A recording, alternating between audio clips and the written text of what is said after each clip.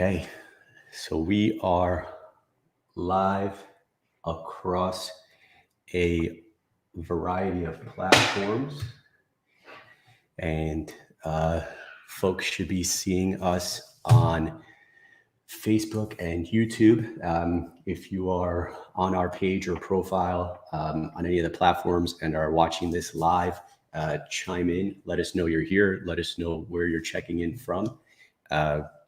I'm excited to spend about a half hour with you guys today. Hopefully bring you some value around a system that we subscribe to, that we believe to be the business Bible, all in an attempt to give small business owners, to give entrepreneurs a hand up and try to work through the uncertainty we find ourselves in right now in the business environment, and with the goal of always thriving through any situation, not simply surviving. And so I'm going to give this a little bit of time as folks work their way in, and encouraging you to, again, let us know where you're checking in from if you're watching live, and feel free to post any questions that you've got on whatever platform it is you're watching from, and they should find their way through to StreamYard, where I'll be able to see them and answer them as we go.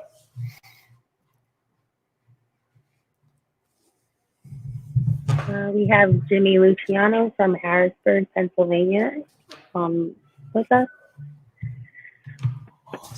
Awesome. And what platform are you seeing them come across on? Is that through Facebook? Yes.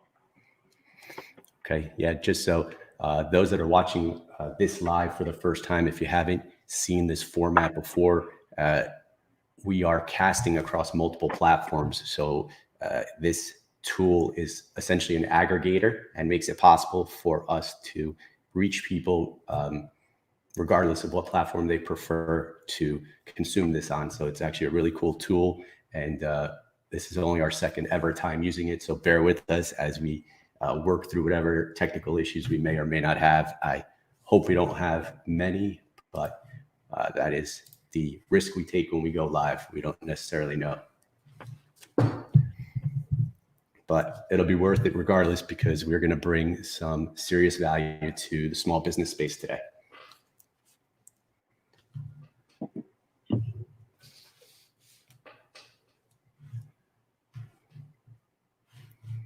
Right.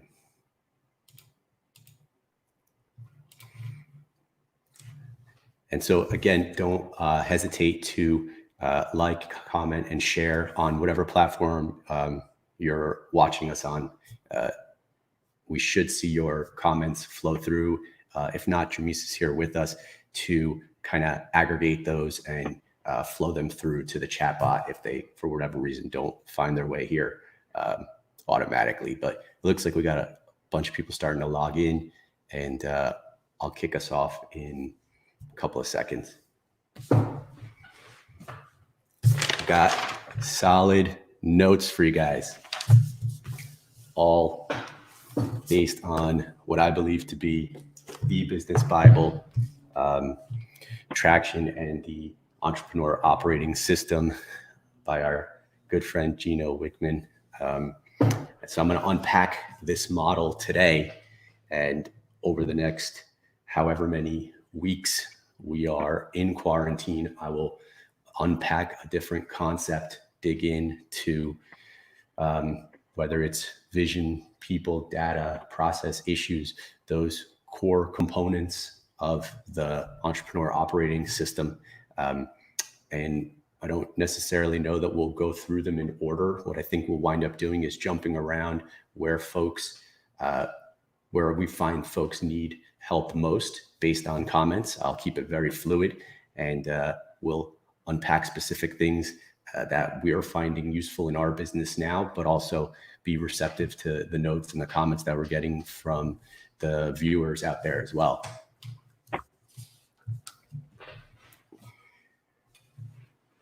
So, okay, let me just, I'll kick us off. So already we introduced the concept, and it's essentially the entrepreneur's operating system based on Gino Wickman's book, Traction. It's what I believe to be the business Bible. There's other operating systems that serve the small business arena, the Rockefeller Habits, Gazelle, the E-Myth by Michael Gerber. If you're familiar with any of those systems, you'll know that there is no one size fits all. So what we found is that this is the most robust. It is the one that we think checks the most boxes, and it's why we subscribe to this model. And then within that, a caveat, we have adjusted accordingly to serve us and our business. And so everything that I share with you guys here is intended to be received that way. We're going to talk on it the way we believe it best serves us and folks in the small business arena in general, but with the understanding that where you find yourself in your business may dictate that you have to make some changes. And that's what we're here for, especially, is to field questions around that and talk through those things with you guys. And so this one, because we're unpacking the model, will probably be one of the longer videos we'll do, but going forward, we're going to focus in on one core concept and unpack that. And so I don't anticipate other videos being quite this long, but anticipating this one being about a half hour with including the Q&A. So let's dig in first and foremost to the model and to the 5 core components of it. So again, it's the entrepreneur's operating system, inclusive of vision, people, data, issues, and process, those 5 core components. So first and foremost, let's introduce the concept of vision, right? So vision is essentially the vision you as the entrepreneur cast for your people to get your people aligned and ensure that everybody is working, everyone's on the same page and working towards the same collective goal. So how do we cast a vision? How do we ensure that the vision that we're casting for our people is clear, right? So there will be components within that, your culture, your core focus, your mission for your organization, what's your 10-year target, what's your 3-year picture, what's your 1-year plan look like, quarterly, what kind of goals or rocks are you working towards to achieve the 1-year, the 3-year, and in turn the 10-year target. What are you guys doing with your team to ensure that the clarity is there around what it is that we're working together to achieve? That's essentially vision at a super high level. And we could unpack just the concept of culture alone on a call for an hour or two. We won't do that, but moving forward, we'll spend time on that and how we in our organization developed our culture and what that looks like. Secondly, the second component is the people piece. So how do you ensure that you've got the right people in the right seats in your organization? So what's the org chart look like? Have you clearly defined what seats, what roles, functions you need in your organization? And then beyond that, once those roles and functions have been defined, have you figured out who the right person is to fill that seat? How do you know if the person in that seat is the right person? Well, are they working in their unique ability? Are they doing what it is that they are the best, that they are best suited to do? Do you have someone in a role that's not a fit for them? Did you put a square peg in a round hole just because you needed to fill a seat? We like to look at that as, so the unique ability piece, right? Ensuring that the folks that are in the seats are working in their gift, but also do they get it, want it, and have the capacity to do it? Like, furthermore, can the person in that seat do the work? Do they have the capacity? Do they get what that role is and why that role is so important? And then is that the work they want to be doing? You know, some would argue that the get it and want it pieces are inherent to the people, whereas the capacity piece can be taught. And so we'll unpack that a bit as time goes on. We could do, like I said, a live on just any one of those components. But the next piece is, so we've got vision, cast a vision with which your people can align. People, like, are the right people in the right seats executing on that vision? And then data is the third component. So are you measuring and managing to the right metrics to ensure that the people that are in the seats are doing what it is that you intend for them to do to ultimately achieve the vision that you've casted? So what we say, data, not drama.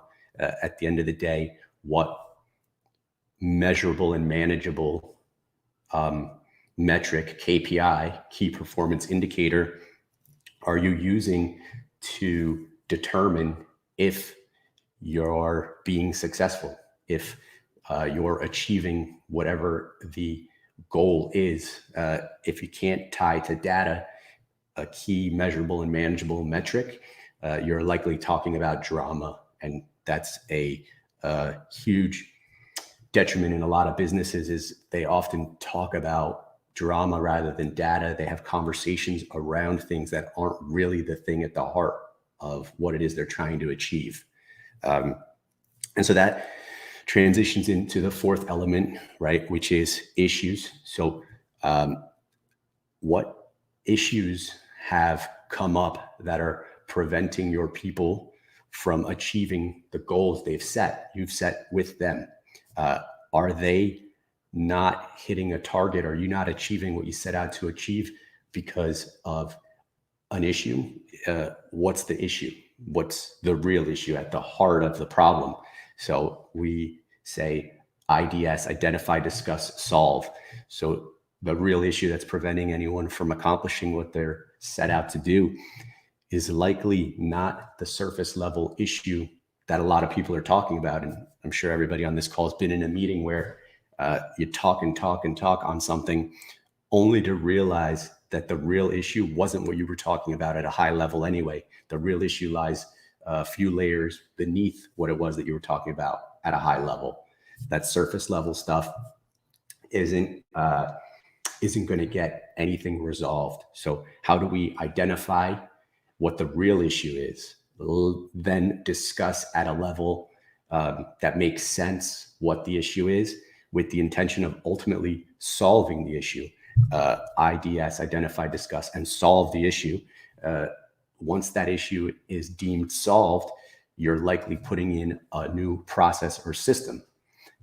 Therein lies the fifth component. So process, what process are you shifting? What change are you making to the process? What system are you putting in place to solve the issue that you identified after looking at the bad data that your people brought to you as they worked to craft the vision? And that's everything coming full circle. We talk about process in not just the identification of an issues sense, and identify, discuss, and solve the issues by changing or fixing, improving a process, but also what's your proven process? What's the process that you, your organization, your team can implement on consistently to generate revenue? What's your proven revenue generating process? What's your, ours is called a conversion code. What is your conversion code? What is it that you guys do day in and day out to move the needle? Is that process documented? Is it being executed on consistently across the board by everyone within the organization? Or is it okay for one person to work to that process, but for another to deviate from it? So we'd argue that consistency is critical in the process component. And so those are the 5 key elements: vision, people, data, issues, process. And what's all that look like? Well, it's all about building momentum and gaining traction. So how do you get traction with those 5 core components? Well, do you have a consistent meeting cadence where you are getting together with your team, and that you could be a team of one, a team of three, you could be a virtual team, doesn't much matter. I mean, right now, being a virtual team is probably what most people can relate to, because that's what's going on in the world we live in today. So virtually, are you getting together with your team? Are you guys doing your Zoom calls? Are you doing daily stand-ups? Are you doing weekly huddles? Are you keeping a consistent meeting cadence? Is it daily, weekly? We would argue that everybody needs to live in a 90-day world. Beyond 90 days, everything needs to be refreshed and revisited. You're not going to be able to cast a vision out past 90 days without touching it, refreshing it, and revisiting it. Sure, we'll cast a 1-year vision, a 3-year picture, a 10-year target, but how are you ensuring that it's happening? Well, daily stand-ups, weekly huddles, quarterly meetings to talk about goal setting. And ultimately, that's how those longer term goals are achieved, with daily, weekly, and quarterly check-ins. So that's the super high level run through of the 5 components. We're gonna pick at a couple of these, and James, if any questions have come in yet, let me know. If you push them through to the chat, I might be able to see them. If not, just you can unmute and hop in and out and let me know. Otherwise, I'm going to probably dig into one of these a little bit deeper today. Okay, we haven't gotten any questions yet, but we have about 15 more minutes so we can dive in. Yeah, sure. So I think what I want us to focus on today, more so than anything else, is the whole concept of just vision, because there's so much uncertainty in the space right now. I think a lot of folks are struggling with casting a vision either for themselves or for their team because of all the uncertainty. And so in an attempt to help folks through what's going on, we thought this Traction Thursday concept would be really powerful. So what's your vision look like for you, for your organization, for your team right now? Well, what I'd say is that there's so much going on that things are seemingly changing by the minute, and you'll be expected to pivot in your organization very, very frequently. There's nothing wrong with that right now. In fact, we're doing that in our organization, and that's happening.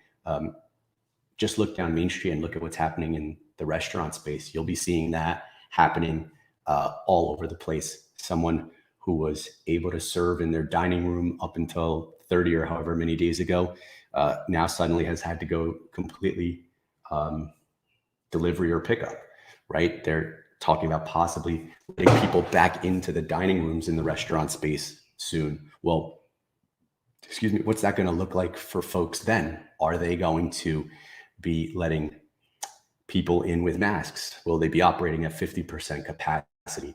If so, will they need to source less product? How are they going to navigate the labor piece of that so they can cater to those clients, customers, patrons? So I say that only to impress upon you that the vision now will continue to evolve. What I don't think should be are those core cultural focus, mission, and vision pieces.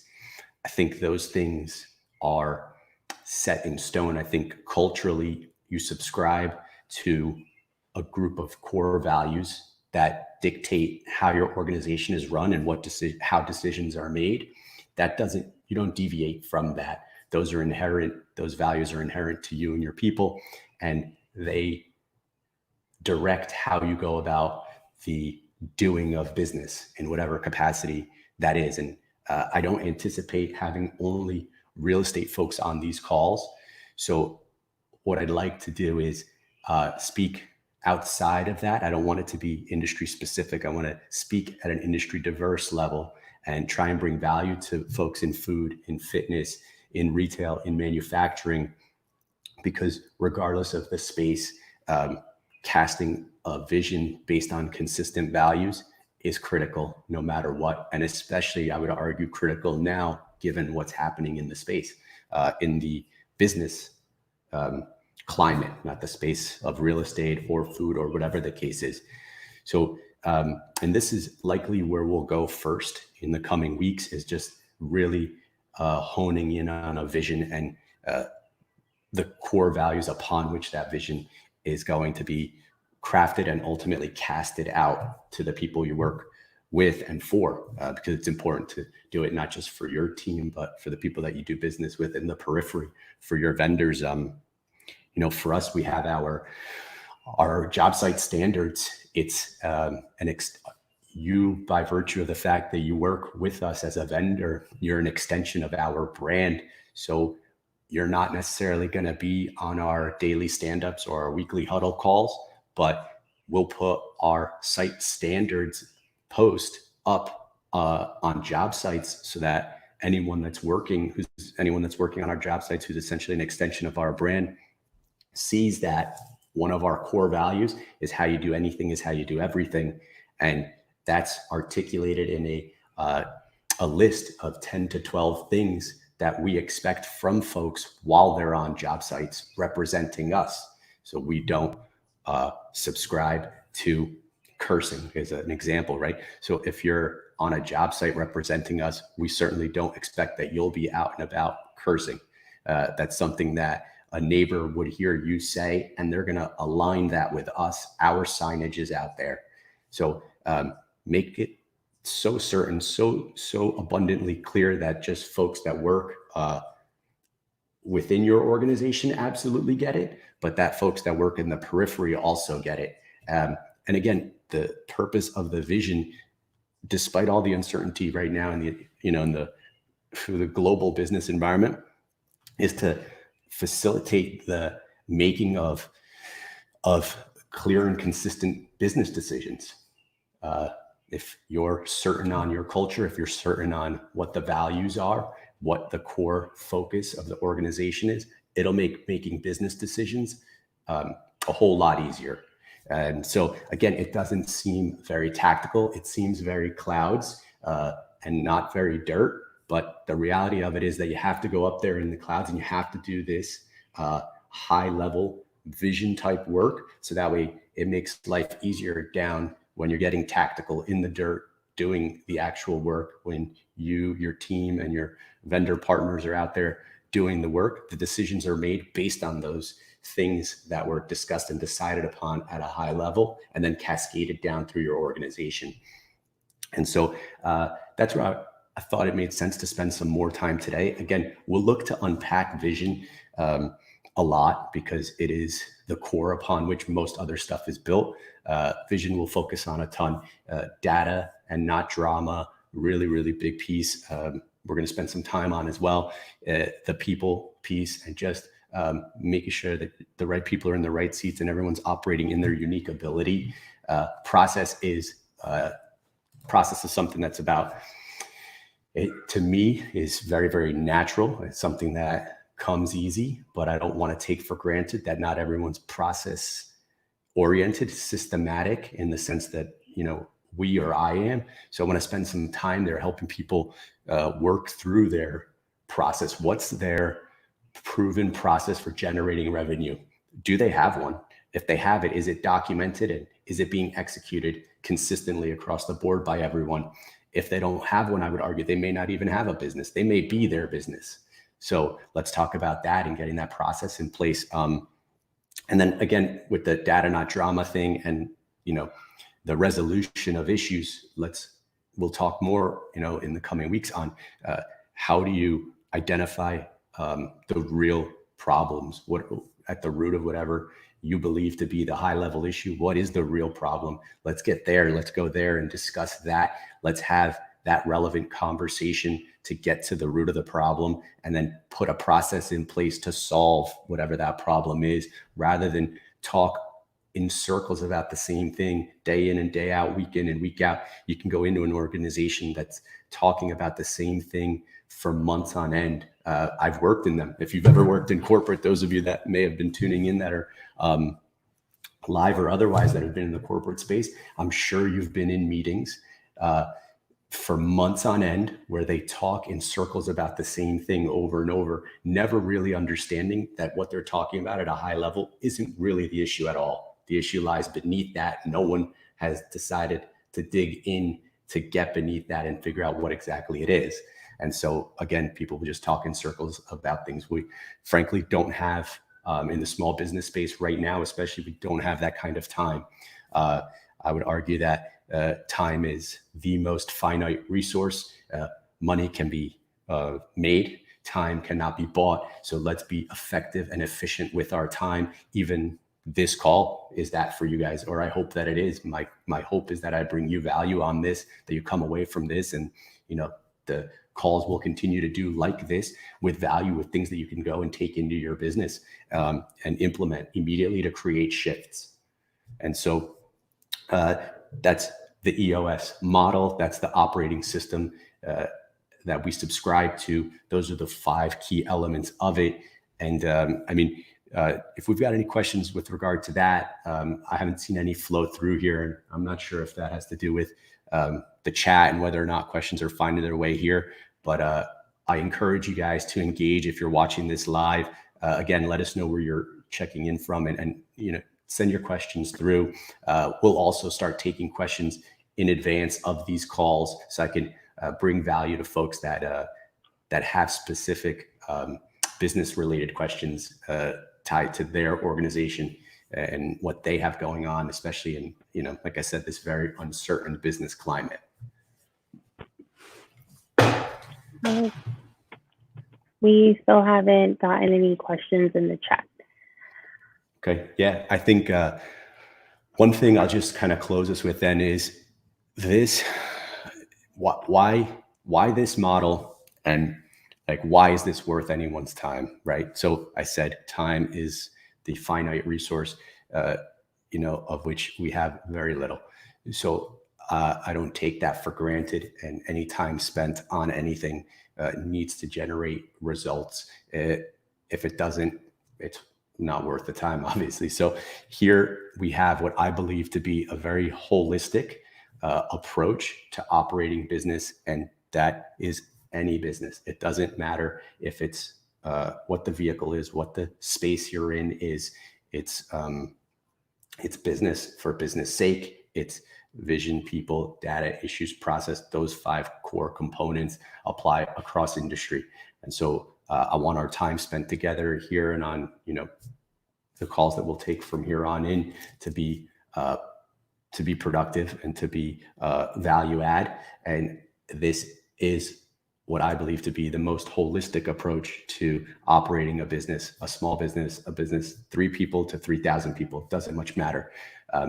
So I'll just leave you guys with that and the why behind what we're doing here. Again, the entrepreneur's operating system, the 5 key components. Drop questions here below, even after the fact. Happy to check back in and answer questions tied to this chat if anybody has any. And again, next week we'll unpack the vision component. We'll go deeper there, and we'll focus on getting out of your own way.